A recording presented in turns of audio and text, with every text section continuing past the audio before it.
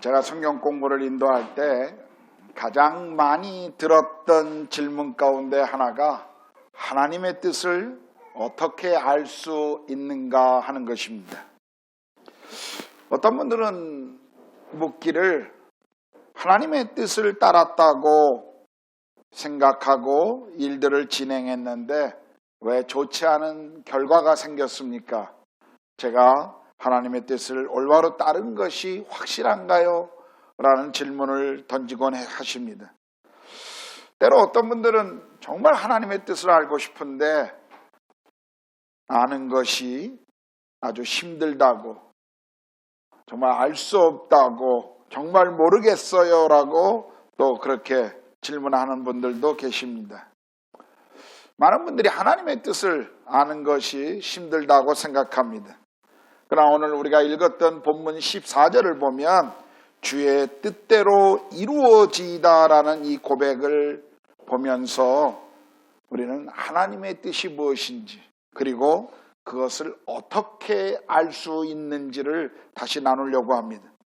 오늘 본문은 3차 전도여행을 마치고 바울이 예루살렘으로 돌아가는 장면을 소개하고 있습니다. 본문은 돌아가는 장면을 아주 빠르게 그 여행 경로를 보여주고 있는데 바울은 가능하면 빨리 예루살렘으로 가려고 했습니다. 아마도 마게도냐 교회의 성도들이 예루살렘 교회를 위해서 헌금했던 그 헌금을 아마 예루살렘 교회 성도들에게 속히 전달하고 싶은 그 바울의 마음 때문이었을 것입니다.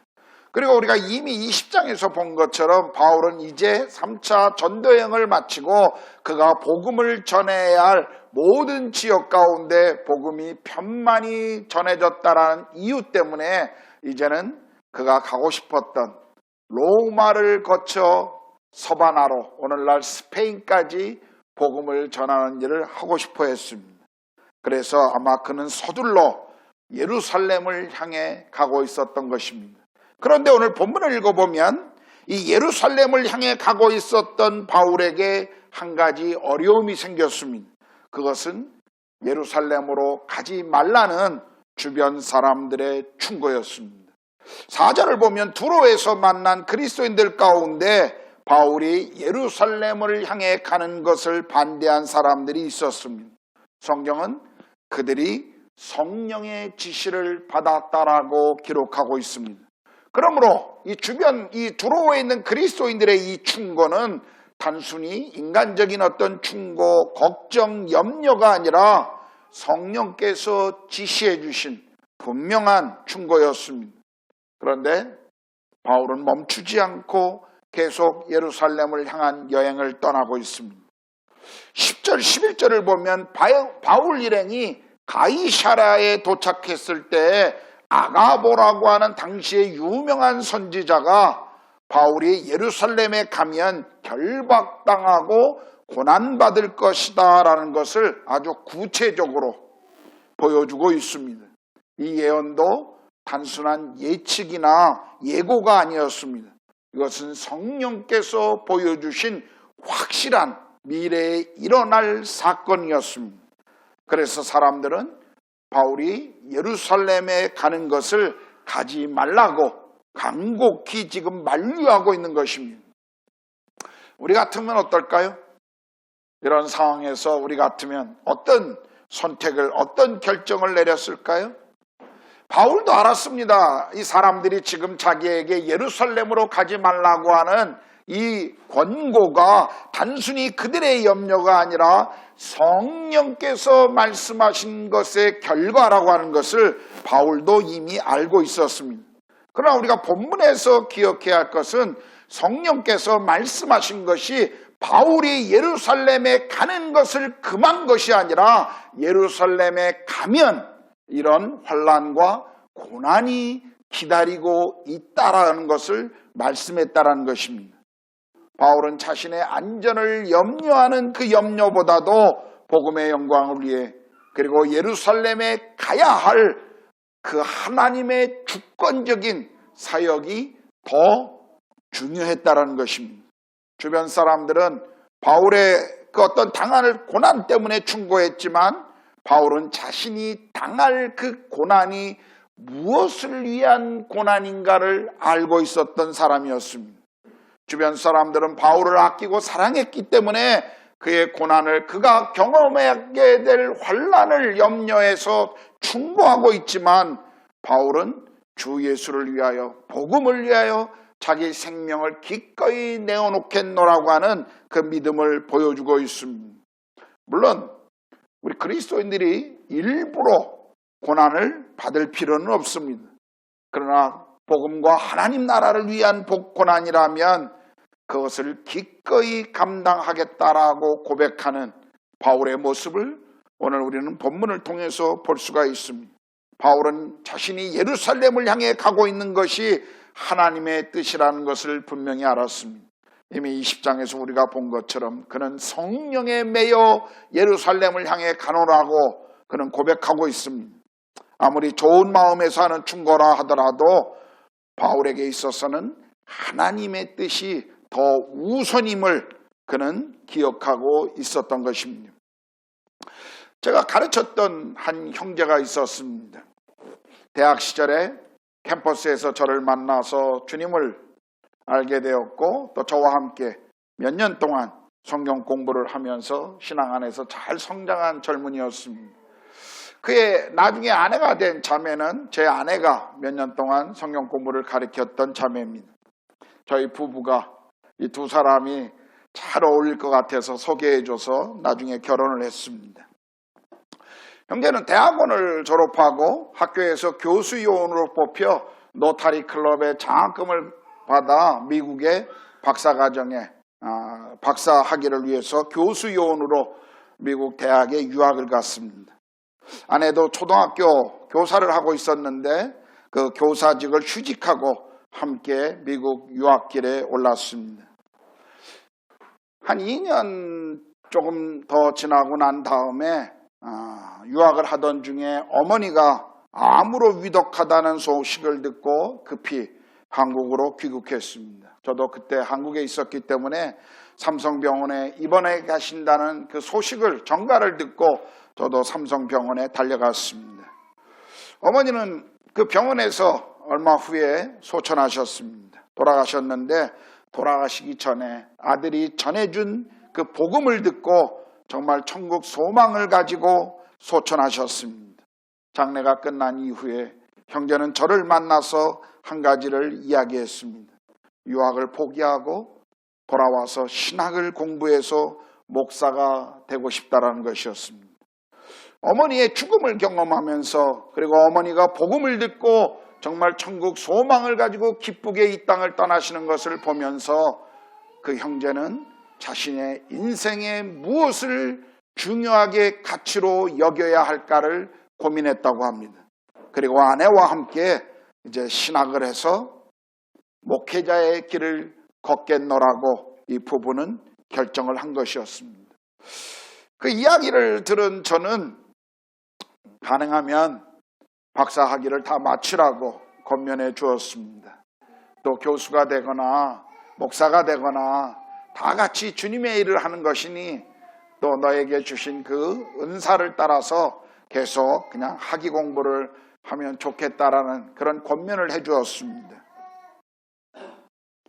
나중에 신학을 해도, 또 시간이 되면 나중에 신학을 해도 좋으니까 지금은 하던 공부를 계속 마치라고 저는 권면해 주었습니다. 그런데 형제는 아주 단호하게 아내와 함께 이제 평생 무엇을 위해 살 것인가를 자기 부부는 결정했노라고, 그리고 저에게 그런 고백을 남긴 이후에 미국에 돌아가서 유학생활을 다 접고 한국에 돌아와 신학교에 입학했습니다. 아내마저도 남편이 신학교를 가면서 교사 휴직이 아니라 아예 사표를 내고 학교를 정리했습니다. 그것도 제가 좀 말렸습니다.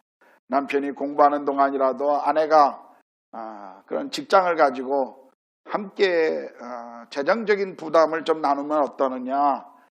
이 부부가 저에게 그런 이야기를 합니다. 주님을 위해서 삶을 드리기로 결정한 시간부터 저희는 온전히 주님만을 따르기로 결정했습니다. 저희가 무언가 잡을 수 있는 것, 아니면 무언가 뒤돌아볼 수 있는 모든 것을 끊어버리고 오직 주님 한 분만을 바라보고 가기로 결정했습니다.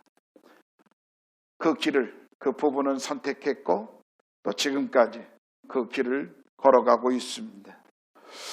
이 부부에게 있어서 아마 제가 했던 권면은 오늘 본문에 나오는 바울의 주변 사람들이 했던 권면과 같은 것일 것입니다.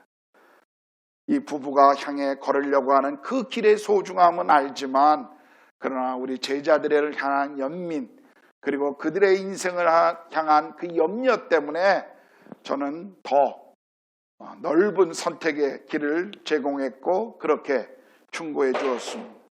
그러나 이 부부는 다른 이들의 권면보다도, 그리고 자기 자신들이 가질 수 있는 편안함보다도 복음의 길을 걷기로 그렇게 선택하고 지금도 고생스럽지만 그 길을 걸어가고 있습니다. 여러분, 우리 각자에게 하나님이 주신 뜻은 다 다룰 수가 있습니다. 그러나 무엇보다도 우리가 알아야 할 것은 하나님이 자신의 뜻을 우리에게 보여주신다는 것입니다.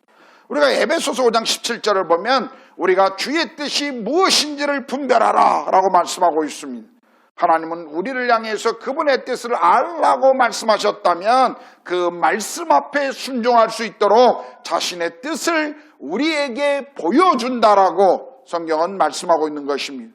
우리가 요한복음 6장 36절에도 보면 예수님께서 내가 하늘에서 내려온 것은 내 뜻을 행하려 함이 아니요 나를 보내신 이의 뜻을 행하려 함이다라고 말씀하시는 것을 보면 예수께서는 그분 자신의 뜻보다 하나님의 뜻을 이루고자 하는 그 마음이 컸던 것을 볼 수가 있습니다.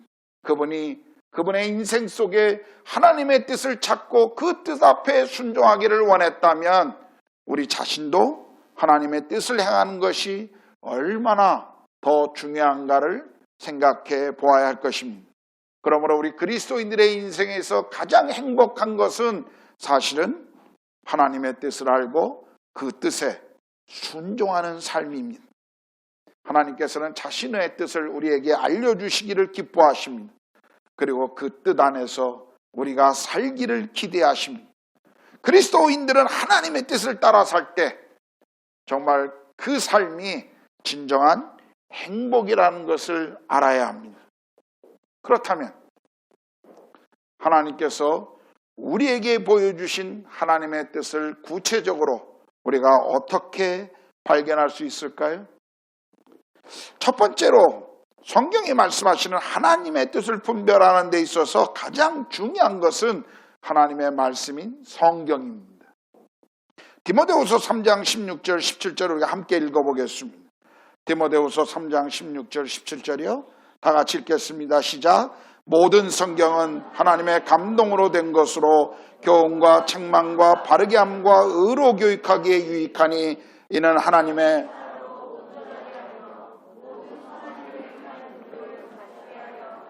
이 말씀을 보면 성경은 하나님 자신을 우리에게 보여줄 뿐만 아니라 우리를 향한 하나님의 계획을 보여주고 있습니다. 우리가 성경을 통해서 가장 확실하게 하나님의 뜻을 발견할 수 있고 또 그 뜻 앞에 순종할 수 있는 것입니다. 하나님께서는 성경을 통해 우리가 하나님과 어떤 관계를 가져야 하는지, 그리고 다른 이웃과 어떤 관계를 가져야 할 것인가에 대해서 우리에게 가르쳐 주십니다. 성경은 우리의 인생에 있어서 중요한 원리들을 가르쳐 주시는데 거기에는 명백하게 드러나는 하나님의 뜻이 있는 반면에 또 어떤 것들은 명백하지 않고 침묵을 지키고 있는 것도 있다라는 사실입니다. 예를 들면 모든 사람이 예수를 믿고 구원받는 것은 하나님이 원하시는 그분의 분명한 하나님의 뜻입니다.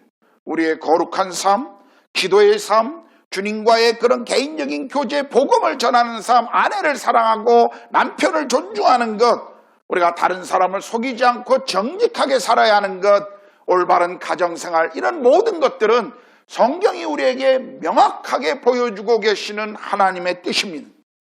그러므로 우리가 하나님의 뜻대로 살기를 원한다면 우리는 먼저 명백하게 드러나 있는 이 하나님의 말씀 앞에 순종해야 합니다.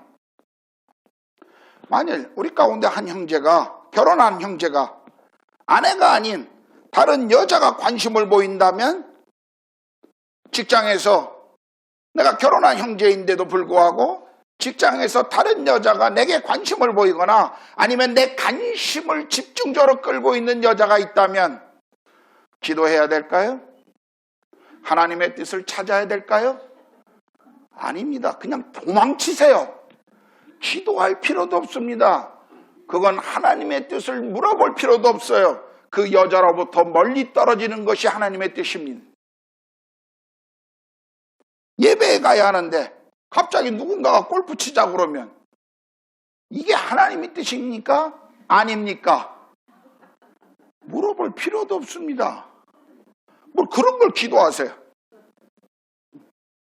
여러분이 이미 알고 있는 하나님의 뜻에 관하여 순종하지 않는다면 다른 영역에서 하나님의 뜻을 찾는 것은 별로 의미가 없다는 사실입니다.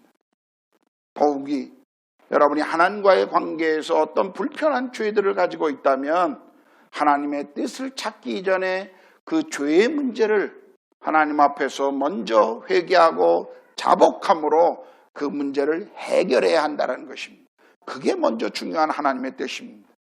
그런데 명백하게 우리에게 말씀하지 않는 또 하나님이 명백하게 우리에게 말씀하지 않은 것들이 있죠. 우리가 어떤 것을 선택하고 결정해야 될 것들이 있습니다.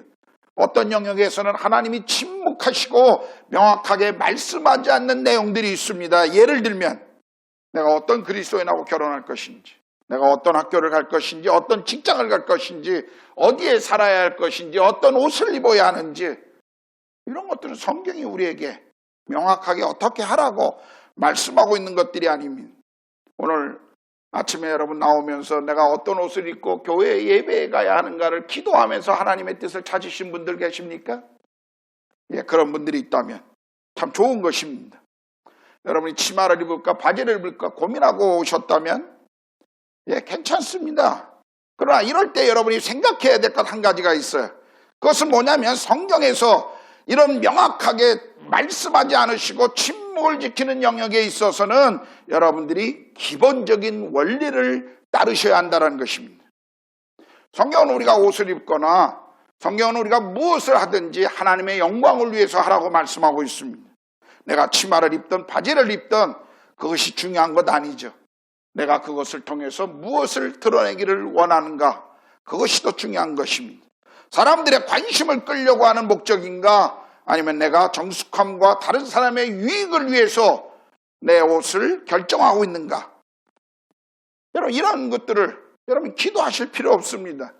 예, 기도하시면 좋습니다. 그러나 그런 모든 것들을 여러분이 하나님의 뜻이 무엇인가를 찾느냐고 그렇게 시간을 오래 끌 필요는 없습니다. 여러분 가운데 하나님이 주신 그 신앙 양심의 자유 안에서 다른 사람들을 배려하는 그 마음을 가지고 결정하시면 됩니다.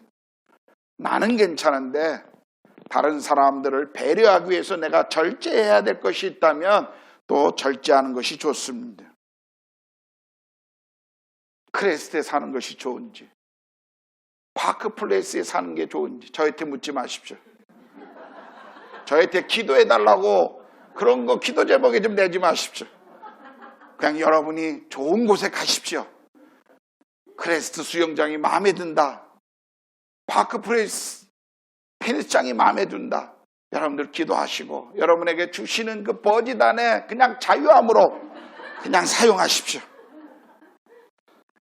여러분 다윗은 시편 119편 105절에 그렇게 말씀하셨죠. 주의 말씀을 내 발의 등이요 내 길의 빛이니이다. 우리가 하나님의 뜻을 아는 데 있어서 가장 중요한 것, 그것은 하나님의 말씀을 알아야 합니다. 여러분이 말씀을 모르면서 어떻게 하나님의 뜻을 알 수가 있습니까? 그래서 제가 늘 성경 공부해 오라고 말씀하는 겁니다. 하나님의 뜻을 발견하는 데 있어서 가장 중요한 첫 번째 원리는 성경입니다. 하나님이 무엇이라고 말씀하셨는가. 자, 하나님의 뜻을 발견하는 방법 두 번째는 기도입니다. 자, 마태복음 7장 7절 8절을 한번 보고 우리가 함께 같이 읽겠습니다. 마태복음 7장 7절 8절인데요. 시작. 구하라.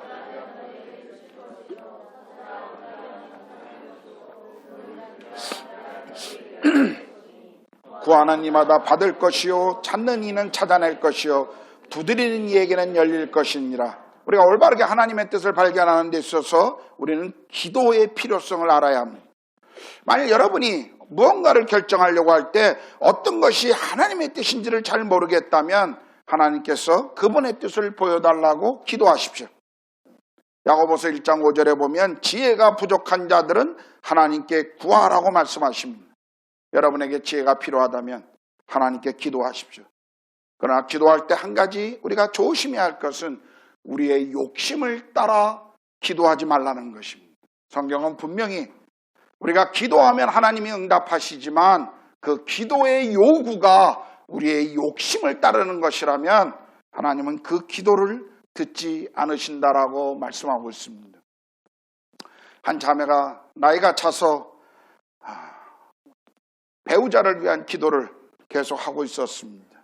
하나님, 제가 참 멋진 남자를 원합니다. 또 미래를 함께 할 수 있는 재정적인 안정감과 또 그런 확실한 그런 일을 가진 사람들을 원합니다. 제가 어떤 회사에 연봉은 얼마고 이런 기도를 하기 좋습니다. 그 나쁜 거 아니죠. 그런데 어느 날 목사님으로 통해서 어떤 이야기를 설교 말씀에 들었어요. 개인을 위한 욕심을 위한 기도를 하지 말라고. 그건 이기적인 기도니 하나님이 그런 기도를 듣지 않으신다고. 그런 기도를 듣고 나서 이 자매가 갑자기 기도를 바꿉니다. 하나님, 저희 아버지는 돈 많은 사위를 원하십니다. 그 기도를 들어주십시오. 저희 어머니는 아주 멋진 사위를 원하십니다. 키는 185에 몸무게는 78kg에 우리 어머니의 기도를 들어주십시오. 여러분, 그 기도의 제목은 내용만 바뀌었을 뿐이지 사실은 똑같은 이기적인 기도라는 사실입니다. 재미난 기도에 대한 이야기가 많습니다만 어떤 형제가 나이 많은 형제가 이렇게 비행기를 탔는데 양쪽에 아가씨들이 앉았어요. 그 마음이 흐뭇했는데 한쪽 아가씨는 굉장히 마음에 들었고 한쪽 아가씨는 별로 마음에 안 들었습니다. 가는 길에 이 두 사람들이 다 피곤했는지 자꾸 고개를 가운데 있는 형제 쪽으로 자꾸 이렇게 움직입니다. 마음에 드는 형제가 고개가 올 때 이렇게 마음에 드는 그 아가씨의 고개가 올 때마다 기도합니다. 주여 뜻대로 하옵소서. 마음에 들지 않는 아가씨의 이 얼굴이 올 때마다 주여 유혹에 빠지지 않게 하소서. 여러분, 그런 기도는 그것은 하나님이 들으시는 기도가 아닙니다. 여러분의 욕심일 뿐입니다. 우리가 하나님의 뜻을 찾을 때 중요한 것은 기도입니다. 저도 매일 아침 새벽마다 일어나면 여러 기도 제목들을 가지고 기도하지만 하루의 삶에 오늘 한 날이 하나님의 뜻을 따라가는 한 날이 되도록 늘 기도합니다. 특별히 제 인생 가운데 어떤 중요한 문제를 결정해야 할 때 저는 종종 집을 떠나서 조용한 곳에 며칠 동안 가서 기도에 집중합니다. 때로는 한국에 있을 때는 어떤 기도원에 가든지 아니면 그런 장소가 없을 때는 아주 조용한 그런 곳에 가서 성경만 가지고 가서 기도하면서 하나님, 이 문제, 제 인생의 중요한 결정을 내려야 될 이 문제 가운데 하나님이 어떻게 인도하시는지 제게 보여주시기를 원합니다. 며칠 동안 집중적으로 그 기도 제목만 가지고 기도할 때가 있습니다. 여러분의 인생에 있어서도 중요한 어떤 선택과 결정이 필요할 때, 또 중요한 것뿐만 아니라 어떤 작은 결정을 내릴 때도 여러분 기도하는 습관을 가져보십시오. 잠시 멈추고 주님 앞에 기도하는 시간을 가져보십시오. 매일 일정한 시간을 기도해 보시고 5분이라도 3분이라도 좀 조용한 방에 들어가서 하나님 그분께 집중하고 기도함으로 그분의 뜻을 물어보십시오. 주께서 보여주실 것입니다. 자, 하나님의 뜻을 발견하는 세 번째 방법은요, 다른 사람의 조언을 듣는 것입니다. 잠언 15장 22절에 보면 의논이 없으면 경영이 무너지고 지략이 많으면 경영이 성립한다라고 말했죠. 하나님께서는 종종 다른 사람들을 통해서 우리에게 하나님 뜻을 보여주실 때가 있습니다.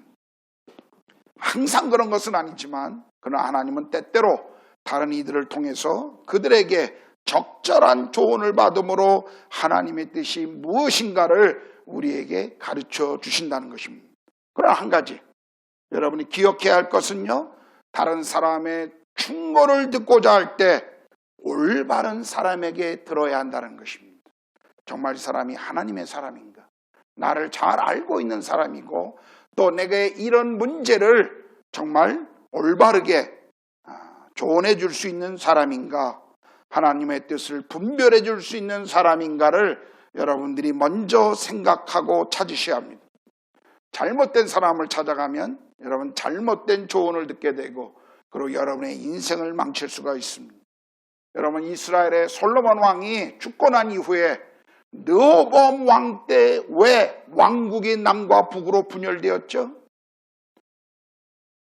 백성들의 그 요청 앞에 르호보암 왕이 지혜로운 노인들의 말을 듣지 않고 그 왕궁에서 자란 철없는 자기 친구들의 말을 들음으로 결과적으로 왕국이 깨어지는 그런 분열의 아픔을 겪었던 것입니다. 여러분, 우리가 사람들에게 조언을 들을 때 올바른 사람을 찾아가는 것이 중요합니다. 저도 제 인생에 중요한 인생의 결정을 내릴 때마다 좋은 영적 지도자들을 찾아가 그분들의 이야기를, 그분들의 생각을 듣곤 하였습니다. 이것은 저에게도 굉장히 중요한 방법 중에 하나였습니다. 여러분에게 어떤 중요한 인생의 결정을 가지고 기도할 때마다, 그리고 하나님 앞에 기도할 뿐만 아니라 여러분을 잘 아는 좋은 멘토를, 훌륭한 멘토를 가지고 있다는 것은 굉장히 중요합니다. 종종 해외 생활을 오래 하다 보면 자기 인생의 멘토를 잃어버릴 때가 참 많이 있습니다. 여러분의 멘토들을 꼭 그리스도 안에서 여러분의 삶을 기도하며 도와줄 수 있는 그런 멘토들을 가질 수 있기를 원합니다. 저는 목사이기 때문에 많은 분들이 찾아와서 조언을 들으려고 합니다. 근데 한 가지, 그럴 때마다 제 마음에 한 가지 아쉬움이 있는 것이 있습니다. 그것이 무엇이냐면 조언을 들으러 왔는데 이미 다 결정하고 찾아온다는 것입니다. 이미 마음 가운데는 자기가 뭘 하려는지 다 결정하고 옵니다. 제게 찾아오는 것은 확증을 해달라는 것입니다. 확증. 인준을 해달라는 것입니다. 여러분, 하나님 앞에 그렇게 나가지 마십시오. 하나님 내게 말씀하시면 내가 순종하겠습니다 그래야지, 하나님 제 마음에 들으면 제가 순종하겠습니다, 결코 그렇게 해서는 안 됩니다.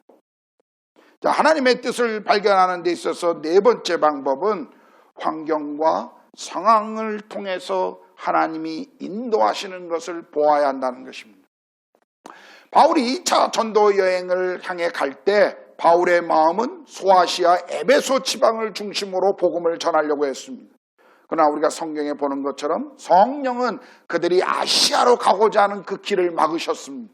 그리고 마게도냐 사람의 환상을 통해서 유럽으로 가는 것이 하나님의 뜻이다 하는 것을 하나님께서 보여주셨고, 바울은 그 뜻 앞에 순종함으로 유럽을 향해 넘어갑니다. 때때로 우리의 삶에서도 우리의 원함과는 다른 방향으로 환경이 인도할 때가 많이 있다는 것입니다. 저희 부부가 카자흐에서 사역을 이양하고 떠나려고 할 때 저희는 한인교회를 할 마음이 전혀 없었습니다. 저희의 마음은 다른 지역에서 새로운 선교지에서 사역을 계속하는 것이었습니다. 그런데 여러 주변 환경들이 저희를 한인교회 사역으로 인도하셨습니다. 카자흐에서 안식년을 마치고 돌아오는 길에 저희는 상해 한인연합교회를 들렸습니다. 제 선배가 사역하는, 저하고 아주 친한 제 선배가 사역하는 교회입니다. 그 교회에서 말씀을 전하고 그 교회에서 그분과 함께 교제하면서 이 해외에 나와 있는 한인들이 선교적 봉헌에 얼마나 중요한 사람들인가 하는 것을 그분을 통해서 들었습니다. 그리고 한국에 막 들어오자마자 어떤 외국에서 한인교회에서 담임 목사로 와달라고 하는 초청도 있었습니다. 더욱이 재미난 것은 저희가 이제 다음 사역을 어떻게 할 것인가를 본부 회장과 함께 이렇게 이야기하는데 저희 회장님이 저희에게 인도에 가서 한인교회를 해보면 어떻겠냐는 제안을 하셨습니다.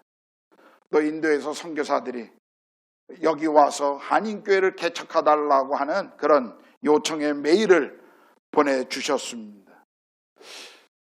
저는 기도하면서 왜 하나님이 저희 부부의 삶에 계속 전혀 생각하지 않았던 이 한인교회를 향해서 이렇게 환경적으로 몰아가시는가를 저희들이 생각했고 또 기도하면서 하나님의 인도하심을 찾았습니다.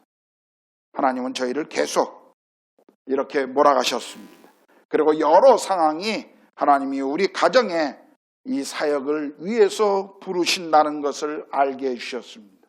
그래서 저희 부부는 인도에 왔습니다. 여러분, 때로 하나님의 뜻을 보여주실 때 하나님께서는 마게도냐 사람의 그 환상처럼 우리에게 꿈과 환상을 통해서도 말씀해 주십니다. 환경에 몰아가심으로도 말씀해 주시지만 하나님의 초자연적인 방법, 우리가 예상하지 않았던 어떤 방법으로 하나님께서 우리 인생의 길을 이렇게 열어가시는 것입니다. 저는 신학교 졸업하고 난 다음에 10년 동안 대학 캠퍼스에서 사역한 것을 아마 여러분이 잘 알지 않습니까? 캠퍼스 사역자들의 주제곡은 저 높은 곳을 향하여입니다.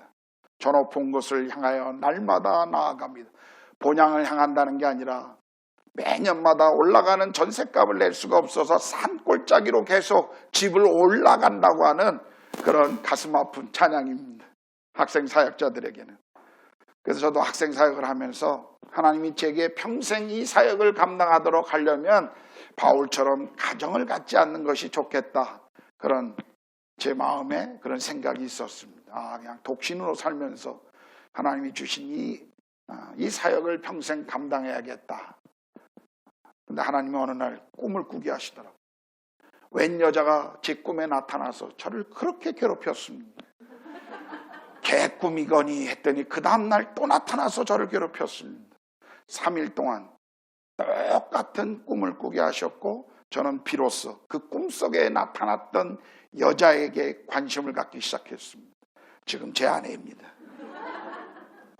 하나님은 자신의 뜻을 보여주시기 위해서 때때로 그런 방법들을 사용하십니다. 자, 하나님의 뜻을 발견하는 여러 가지가 있지만 저는 5번만 얘기하는데 마지막 5번째는요.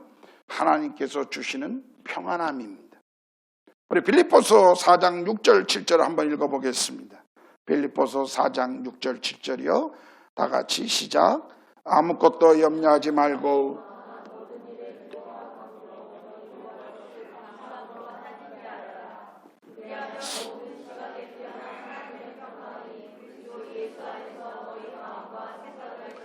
자, 우리가 인생의 어떤 중요한 결정을 내리려고 할 때 우리가 보통 갖는 마음의 태도는 어떻습니까? 대부분 불안하고 염려하죠. 아마 여러분 인도에 오실 때도 기쁨으로 가자 그런 분들이 아마 여기 10%나 되려나요? 대부분, 특별히 아내들은 내가 뭔 죄가 있어서 나를 이 남편이 이렇게 끌고 가나 아마 고민들 많이 하셨을 것이라고 생각합니다. 그렇게 사람 살기 좋다는 캐나다도 아니고 호주도 아니고 애들 교육을 위해서 뭔가 그래도 생각해 볼 수 있는 미국도 아니고 영국도 아니고 왜 하필 인도. 아마 여러분의 마음속에 그런 생각들이 많이 있었을지 모릅니다. 근데 우리가 중요한 것은요, 하나님의 뜻을 찾을 때 종종 하나님께서 우리 마음에 깊은 평안함으로 인도하신다는 것입니다. 여러분이 하나님을 찾고 기도하려고 할 때 그것이 명백한 하나님의 뜻이 아닌 침묵하시는 하나님의 뜻이라면 여러분들이 기도할 때 하나님이 이 일을 결정하는데 내게 평안함을 주시는가 하는 것을 고려할 필요가 있습니다. 그러나 한 가지 우리가 조심할 것은 여러분의 느낌이나 감정에 너무 의존하지 말라는 것입니다. 우리 감정은요, 우리 자신을 잘 속입니다. 우리가 생각하는 것보다 더 좋은 환경이면 우리는 그것이 우리를 행복하게 하고 우리 마음에 평안함을 준다라고 생각합니다. 여기 속으면 안 됩니다. 정말 하나님이 주시는 평안함, 환경이 주는 평안함이 아니라 샬롬의 평안이 정말 내 안에 있는가를 우리가 생각해 봐야 합니다. 저는 학생 사역을 마치고 제 안식년 때, 제가 학생 사역을 하다가 10년 만에 안식년에 원래는 미국에 가서 공부하려는 계획을 다 세워놨다가 하나님이 저희에게 말씀하시는 그 음성을 저희가 들었습니다. 왜 젊은 아이들, 대학생들은 늘 선교사로 가라고 네가 그렇게 도전하면서 왜 너는 안 가냐? 그래서 그 모든 것을 내려놓고 아내와 함께 선교지로 가자. 그래서 2년 동안 저희가 카자흐스탄을 갔습니다. 멋모르고 갔죠. 참 가서 고생 많이 했습니다. 좋았지만 고생은 많았습니다. 그냥 맨날 불 나가고 전기 나가고 촛불 켜놓고 있어야 되고, 화장지도 하나 구할 수가 없어서 맨날 신문지 비벼서 써야 되고, 정말 한국에서 생활할 때 전혀 느끼지 못했던 그 많은 것들을 카자흐스탄에 가서 경험했습니다. 그리고 2년이 마치고 저희가 예정대로 한국에 돌아오고 또 저에게 맡겨진 어떤 특별한 사역을 제가 감당했습니다. 3년이 지나는 때 하나님이 제 마음 가운데 계속 말씀하셨습니다. 선교지로 다시 돌아갈 것을. 네가 나올 때 공항까지 따라 나오면서 울었던 그 젊은이들을 기억하라고. 너는 여기 없어도 되지만 네가 가야 할 곳으로 가라고. 계속 하나님이 제 마음에 그런 마음을 주셨어요. 제가 두려웠습니다. 제가 싫었습니다. 제 안에 평안이 하나도 없었습니다. 왜냐하면 다시 가고 싶지 않았기 때문이었습니다. 전에는 멋모르고 갔으니까 갔는데 이제는 2년 살고 와서 그 삶이 무엇인가를 아니까 정말 가기가 싫었습니다. 편안하고 안정된 모든 생활을 접고 간다는 것이 아주 싫었습니다. 익숙해진 환경을 떠난다는 것이 싫었습니다. 아이들을 다시 러시아 학교에 집어넣는 것이 싫었습니다. 좋은 친구들과의 교제, 나를 인정해주고 있는 교회의 모든 성도들을 뒤로하고 떠난다는 것이 정말 쉽지 않았습니다. 그래서 이 음성이 제 마음에 들릴 때마다 저는 계속 하나님 앞에 저항했었습니다. 하나님, 제가 40입니다. 40에 나가서 또 언어 배우고 또 사역한다는 거 쉽지 않습니다. 제 아이들 이제 초등학교 들어갑니다. 전에는 유치원이었지만 이제 초등학교입니다. 아이들 또 그곳에 가서 바보처럼 그 아이들의 그 언어도 모르는 새로운 환경에 집어넣고 싶지 않습니다. 저는 평생을 월급이란 것을 받아본 적이 없는 사람이었습니다. 근데 그때 3년 동안 월급을 정기적인 날에 정기적인 액수를 받았습니다. 하나님, 제가 좀 이 생활 더 하고 싶습니다. 그리고 저를 좋아하고 인정해 주는 사람들이 있지 않습니까? 계속 저항했습니다.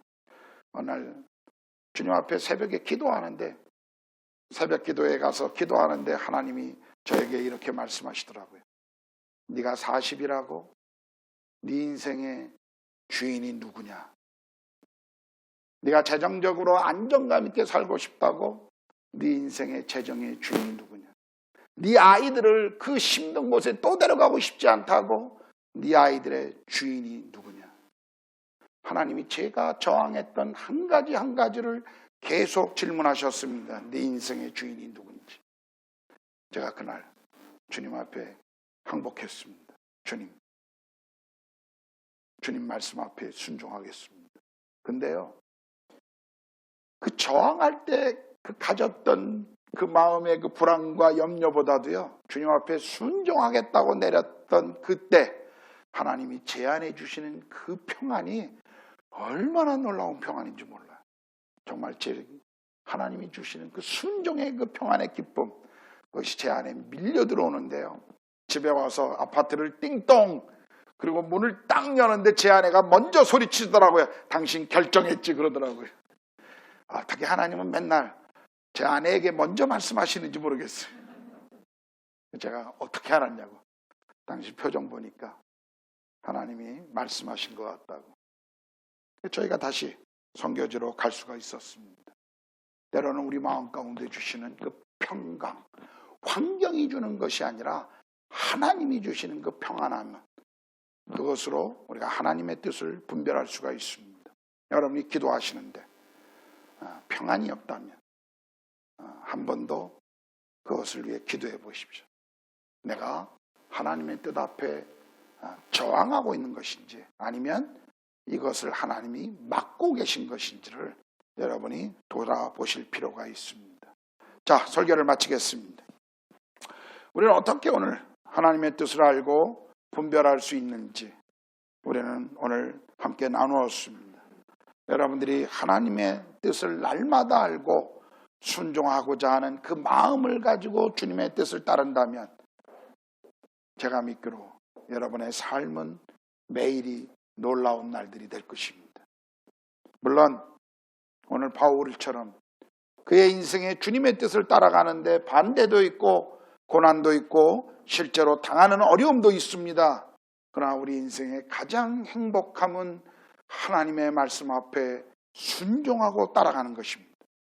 하나님께서는 여러 가지 방법, 여러 가지 모습으로 우리에게 말씀해 주십니다. 때로는 설교 말씀을 통해서, 때로는 개인 경건의 시간을 통해서, 때로는 기도하다가, 때로는 꿈을 통해 환경을 통해, 때로는 그냥 걸어가다가, 때로는 음식을 먹는 그 시간 속에서도 하나님이 갑자기 그분께서 말씀해 주시는 그분의 뜻이 있습니다. 그런데요, 우리가 꼭 기억하셔야 합니다. 하나님은 말씀하십니다. 어떤 방법, 어떤 모습이든지 우리에게 자신의 뜻을 보여주십니다. 문제는 우리에게 들을 기가 있냐는 것입니다. 여러분이 하나님 말씀하십시오. 제가 순종하기를 원합니다. 여러분 마음에 기본적으로 그런 결단을 하신다면 하나님이 여러분에게 그분의 뜻을 보여주실 것입니다. 그러나 아무리 보여주셔도 순종할 마음이 없는 사람에게는 그 보여지는 것들이 보여지는 것이 아닙니다. 그러므로 우리 삶에 있어서 하나님의 뜻 앞에 우리가 기꺼이 순종하겠다고 하는 태도, 하나님 말씀하시면 제가 그 말씀을 따라가겠습니다. 이 순종하려고 하는 태도가 무엇보다 중요하다는 것을 우리가 알아야 합니다. 저는 말씀을 마치면서 사랑하는 우리 구르가온 한인교회 성도들의 삶에 우리 모두가 주님의 뜻을 알고 그리고 그 뜻을 이루어가는 복된 인생이 여러분 모두가 되시기를 축원합니다. 기도하겠습니다.